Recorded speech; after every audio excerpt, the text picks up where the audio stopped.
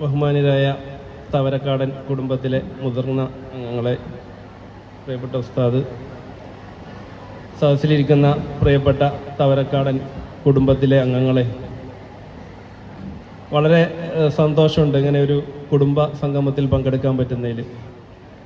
പ്രത്യേകിച്ച് ഇന്നത്തെ കാലത്ത് ആളുകളൊക്കെ അണുകുടുംബമായി മാറുകയും അവനവൻ്റെ വീട്ടിലേക്കും അവനവനിലേക്കും തന്നെ ചുരുങ്ങുന്ന കാലത്ത് നമ്മുടെ കുടുംബത്തിൻ്റെ വേരുകൾ അന്വേഷിച്ച് പോവുകയും എല്ലാവരെയും ഒരുമിച്ച് ഒരു കുടക്കീയിൽ കൊണ്ടുവന്ന് ഒരിടത്ത് ഒരുമിച്ച് ചേർക്കുകയും ഈ അവധിക്കാലത്തെ ഒരു ദിവസമെങ്കിലും ഒരുമിച്ച് ചെലവഴിക്കാൻ വേണ്ടിയുള്ള അവസരം ഒരുക്കുകയും ചെയ്യുന്നു എന്നുള്ളത് വളരെ സന്തോഷകരമാണ്.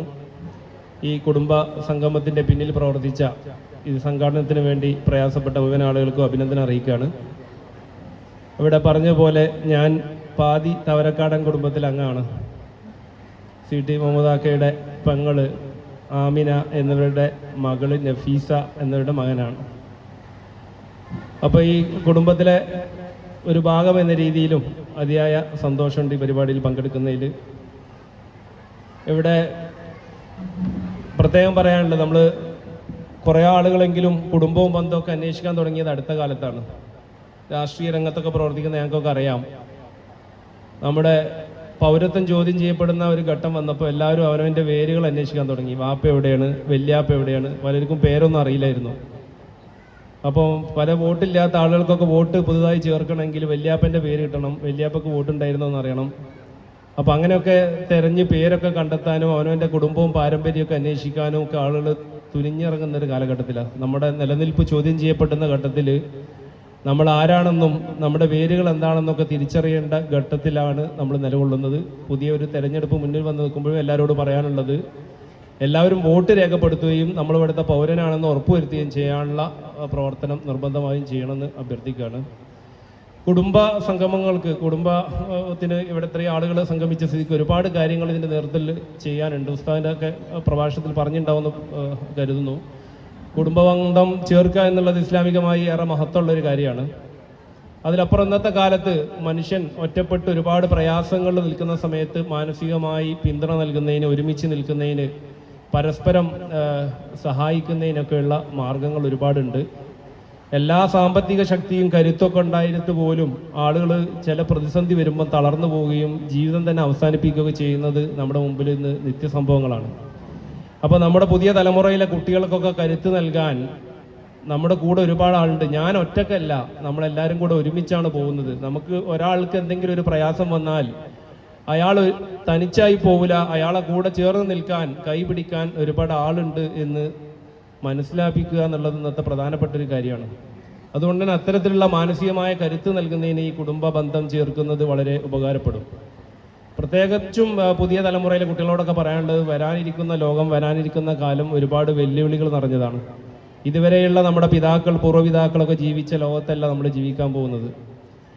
വിദ്യാഭ്യാസ രംഗത്തൊക്കെ വലിയ മാറ്റം വന്ന് പഠിക്കുന്ന കോഴ്സുകളൊക്കെ മാറി മറിഞ്ഞു. പുതിയ കാലത്ത് പഠിക്കേണ്ട കോഴ്സുകൾ ഏതാണെന്ന് ഇപ്പം അത്രയും കൺഫ്യൂഷനിലാണ് ആളുകൾ നിലനിൽക്കുന്നത്.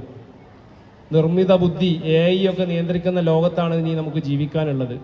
ആ ലോകത്ത് പിടിച്ചു നിൽക്കണമെങ്കിൽ കാലത്തിനനുസൃതമായ സാങ്കേതിക വിദ്യ നേടിയ ആളുകളായി നമ്മൾ മാറേണ്ടതുണ്ട്. അതുകൊണ്ട് തന്നെ പുതിയ ലോകത്തെ അതിജീവിക്കുന്നതിന് ഉതകുന്ന തരത്തിലുള്ള കോഴ്സുകളൊക്കെ തിരഞ്ഞെടുത്ത് ഉന്നത തലങ്ങളിൽ എത്തിക്കാനുള്ള പ്രയത്നം ഓരോരുത്തരും നടത്തണം എന്ന് അഭ്യർത്ഥിക്കുകയാണ്. ഓരോ കാലഘട്ടം കഴിഞ്ഞു പോയി. കഴിഞ്ഞ കാലത്ത് സമ്പത്ത് അളന്നിരുന്ന് ആലയുടെ എണ്ണം, അവിടെയുള്ള പശുക്കളുടെ എണ്ണമൊക്കെ നോക്കി സമ്പത്ത് അളന്ന കാലം ഉണ്ടായിരുന്നു. അല്ലെങ്കിൽ കൊയ്യാനുള്ള നെല്ലിൻ്റെ അളവ്, പാടത്തിൻ്റെ അളവൊക്കെ പറഞ്ഞ കാലം ഉണ്ടായിരുന്നു. അതൊക്കെ കഴിഞ്ഞ് പല പല ഘട്ടങ്ങളിൽ കടന്നുപോയി. ഇപ്പോൾ ഇന്ന് ഒരു മനുഷ്യൻ്റെ സമ്പത്തിനെ കുറിച്ച്, അയാളുടെ ആസ്തിയെക്കുറിച്ചൊക്കെ ഏറ്റവും അധികം അളക്കുന്നത് പലപ്പോഴും വിദ്യാഭ്യാസമാണ്. കല്യാണ മാർക്കറ്റിലൊക്കെ നിങ്ങൾക്ക് അറിയാം, പല സമയത്തും വലിയ സംഖ്യ സ്ത്രീധനൊക്കെ ആവശ്യപ്പെട്ടിരുന്ന കാലം ഉണ്ടായിരുന്നു. അത്തരം സമ്പ്രദായങ്ങളൊക്കെ ഒന്ന് എടുത്തുപോയി. ഇന്നൊരു കുട്ടിയെ കെട്ടിക്കാനുണ്ടെങ്കിൽ, അല്ലെങ്കിൽ ഒരു യുവാവിനെ കല്യാണം കഴിക്കാനുണ്ടെങ്കിൽ ചോദിക്കുന്നത് അവൻ്റെ ക്വാളിഫിക്കേഷൻ എന്താ, അവൻ എന്ത് പഠിച്ചിട്ടുണ്ട്, അവൻ്റെ വിദ്യാഭ്യാസ യോഗ്യത എന്താണ് എന്നുള്ളതാണ്. അപ്പോൾ ഒരു മനുഷ്യനെ അളക്കുന്നതിനുള്ള, അവൻ്റെ എല്ലാ തരത്തിലുള്ള ശക്തി അളക്കുന്നതിനുള്ള പ്രധാന ഘടകമായി വിദ്യാഭ്യാസം മാറിയിട്ടുണ്ട്. അപ്പോൾ നല്ല വിദ്യാഭ്യാസമുള്ള ആളുകളായി നമ്മൾ ഉയർന്നു വരിക എന്നുള്ളത് നമ്മുടെ കുടുംബത്തിനും നമ്മൾ ഓരോരുത്തർക്കും വ്യക്തിപരമായും നമ്മുടെ സമൂഹത്തിനൊക്കെ ഉപകാരപ്പെടുന്നതാണ്. അവനവൻ്റെ കാര്യങ്ങൾ നിർവഹിക്കാൻ പറ്റുന്ന രീതിയിലുള്ള ഓരോരുത്തരും അത്തരത്തിലുള്ള കഴിവുകൾ ആർജിക്കുകയും ഏത് മേഖല ആയിരുന്നാലും ആ മേഖലയിൽ ഏറ്റവും ഉയർന്ന രംഗത്ത് എത്തിപ്പെട്ട് ഈ സമൂഹത്തിന്, നമ്മുടെ സമുദായത്തിന്, നമ്മുടെ നാടിന്, കുടുംബത്തിന് എല്ലാം ഉപകാരപ്പെടുന്നവരായി നമ്മൾ വളർന്നു വരേണ്ടതുണ്ട്. അങ്ങനെ വളർന്നു വരാൻ പറ്റിയ കഴിവുറ്റ ഒരുപാട് ആളുകൾ ഈ കുടുംബത്തിലുണ്ട്. അങ്ങനെ പഠിക്കുന്നവർക്ക് പ്രോത്സാഹനം നമ്മൾ നൽകേണ്ടതുണ്ട്. ഇവിടെ പറയാനുള്ള ഒരു കാര്യം എന്താ വെച്ചാൽ, ഈ കുടുംബത്തിലെ ഈ ഇരിക്കുന്ന ആളുകളൊക്കെ കാണുമ്പോൾ നമുക്കറിയാം, തവരക്കാടൻ കുടുംബത്തിൽ എനിക്ക് തോന്നുന്ന ഒരു പൊതുവായ കുറേ പ്രത്യേകതകൾ ഈ ആൾക്കാരൊക്കെ കാണുമ്പോൾ ഉണ്ടെന്ന് മനസ്സിലാക്കുകയാണ്. പൊതുവെ എല്ലാവരും, ഈ മുതിർന്ന ആളുകൾ മുതൽ ഇരിക്കുന്ന ആളുകളൊക്കെ പൊതുവെ നല്ല സൗമ്യരാണ്. ഞാൻ എപ്പോഴും മനസ്സിലാക്കുന്ന കാര്യമാണ്, നമ്മുടെ കുടുംബത്തിൽ ഒരാളും പൊട്ടിത്തെറിച്ച് ദേഷ്യപ്പെട്ട് ആളുകളോട് സംസാരിക്കുന്നവരായിട്ട് ആരുമില്ല. എല്ലാവരും വളരെ സൗമ്യരായി സംസാരിക്കുന്നവരും വളരെ നന്നായി ആളുകളോട് പെരുമാറുന്നവരും. ഈ ആളുകളൊക്കെ തന്നെ ഇപ്പോൾ പൊന്നാടിനെ സംബന്ധിച്ചിടത്തോളം പൊന്നാടിൻ്റെ എല്ലാ രംഗത്തും നേതൃപദവിയിൽ ഇരിക്കുന്ന ആളുകളാണ് ഇരിക്കുന്നത്. പൊന്നാടിൻ്റെ മഹലിനാവട്ടെ, പൊന്നാട് മദ്രസകൾ, 2 മദ്രസ ഉണ്ട്, രണ്ടിനും നേതൃത്വത്തിൽ ഇരിക്കുന്ന ആൾക്കാർ, അവിടെ ഇരിക്കുന്ന ആൾക്കാർ എല്ലാ രംഗത്തും, രാഷ്ട്രീയ രംഗത്ത് മുന്നിൽ നിൽക്കുന്ന ആളുകളാണ്, മതരംഗത്ത് മുന്നിൽ നിൽക്കുന്ന ആളുകളാണ്.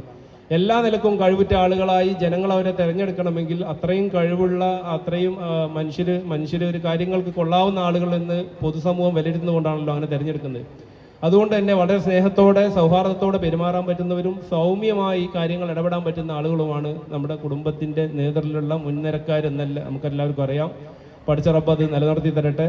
ഈ കുടുംബത്തിലുള്ള മുഴുവൻ ആളുകൾക്കും വിദ്യാഭ്യാസ രംഗത്തടക്കം വലിയ പുരോഗതി ഉണ്ടാവാൻ സാധിക്കട്ടെ. നമ്മുടെ രോഗികളായ ഒരുപാട് ആളുകളുണ്ട് കുടുംബത്തിൽ, അവർക്കൊക്കെ രോഗം ശിഫയാക്കി നൽകട്ടെ എന്ന് പ്രാർത്ഥിച്ചുകൊണ്ട് എനിക്ക് ഇവിടെ ഒരു അവസരം തന്നതിലുള്ള നന്ദിയും കടപ്പാടും അറിയിച്ചുകൊണ്ട് നിർത്തുന്നു. അസ്സലാമു അലൈക്കും.